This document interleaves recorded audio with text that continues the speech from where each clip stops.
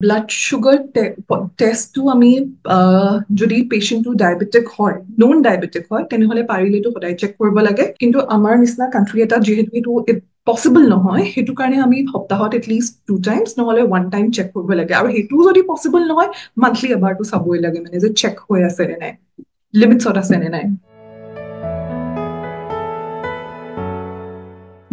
ডায়েবেটিছটো এনেকুৱা এটা বেমাৰ যিটোত আমাৰ nobody is safe from it. ই এটা গ্লোবেল এপিডেমিক পেণ্ডেমিক কিবা এটা হৈ যাব এটা টাইমত, বা হয়ে চাগে, কিন্তু nobody is like risk free from diabetes.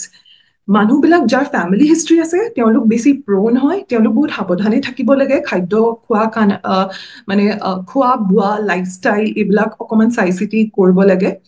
Bakitu, nobody is safe from it. Everybody can get diabetes. But yes, familial presence এটা আছে, যদি family history আছে তেনেহ'লে next generation টোত এইটো আহিব পাৰে আৰু সোনকালে আহিব পাৰে।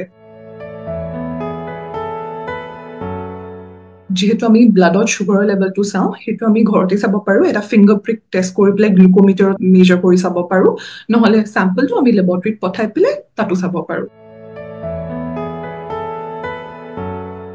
যোনটো প্ৰি মিল হয় সেইটোক আমি ফাষ্টিং ব্লাড সুগাৰ লেভেল বুলি কওঁ, আৰু যোনটো খাদ্যৰ পাছত হয় সেইটোক আমি পোষ্ট প্ৰাণিডিয়ল ব্লাড টেষ্ট বুলি কওঁ। এই যোনটো আগতে হয় সেইটো আমি টেষ্টটো কৰাৰ মানে আগত আপোনাৰ এটা 8 to 12 hours গেপ পিৰিয়ড থাকিব লাগে। আৰু যোনটো আমি পোষ্ট প্ৰাণিডিয়ল টেষ্ট কৰোঁ সেইটো খানা খোৱাৰ আমি 2 ঘণ্টাৰ পাছত টেষ্টটো কৰোঁ। এটাই আমাক আপোনাৰ লিভাৰৰ ফাংচনটো, লিভাৰ আৰু গ্লুক'জৰ ফাংচনিংটো দেখায়, আৰু ইটোৱে আমাক পেনক্ৰিয়াজৰ কেপাচিটিটো দেখায়, সেইটোৱে ডিফাৰেঞ্চ হয়। FBS টো যিটো হয় ফাষ্টিং সুগাৰ, সেইটো আমি বেচিকেলি স্ক্ৰিনিঙত ইউজ কৰোঁ, আৰু যোনটো আমাৰ PPBS আছে সেইটো আমি ৰেগুলাৰ মেইনটেনেঞ্চ হৈ আছে নে নাই সেইটো চাওঁ। ফাষ্টিং যদি আপুনি কৰি আছে, ফাষ্টিং FBS যদি আপুনি চাই আছে, তেনেহ'লে you should not eat anything, একো খাব নালাগে 8 to 12 ঘণ্টালৈ। নৰ্মেল খানা যিটো হয় আপোনাৰ, সেইটো আপুনি 8 ঘণ্টা বা 12 ঘণ্টাৰ এটা গেপ পিৰিয়ডত খাব, ৰাতি খাব, নেক্সট ডে ৰাতিপুৱা টেষ্টটো কৰিব। আৰু যোনটো PPBS হয় আপোনাৰ ৰুটিন খানা, তেতিয়াহে আপুনি গম পাব যে আপুনি যিটো ৰুটিনলি খাই আছে সেইটো খানা খাই পেলাই আপোনাৰ কিমানটো সুগাৰ লেভেলছ আছে, বা আপোনাৰ বডিটোৱে কেনেকৈ সেইখিনি খানাক এডজাষ্ট কৰিব পাৰিছে। I suggest যদি ডায়েবেটিছ হয়, ডায়েবেটিক অলৰেডি হয়, তেনেহ'লে সেইটোতো আপুনি মান্থলি এটলিষ্ট এবাৰ কৰিবই লাগে। আৰু যদি ডায়েবেটিক নহয়, এটলিষ্ট 6 monthsত এটা ৰাউণ্ড আপ হেল্থ চেকআপ কৰি ল'ব লাগে, মানে তাতেই সুগাৰটো ইনক্লুড হৈ যায়।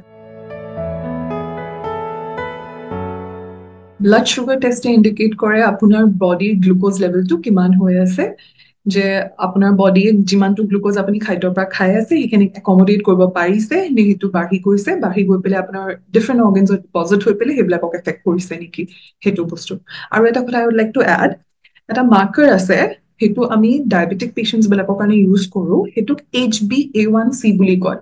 যিবিলাক লং টাৰ্ম ডায়েবেটিক পেচেণ্টছ হয়, সেই পেচেণ্টছবিলাকৰ কাৰণে FBS আৰু PPBSতকে বেছি ভাল মাৰ্কাৰ এটা হৈছে HbA1c। ইয়াৰ পৰিমাণটোৱে ডিটাৰমাইন কৰে বডিটোৱে কিমান এডাপ্ট কৰিছে ডায়েবেটিছটোক লৈ পেলাই, আৰু কিমানটো মানে একচেপ্টেবল ৰেটছ হয় সেইটো।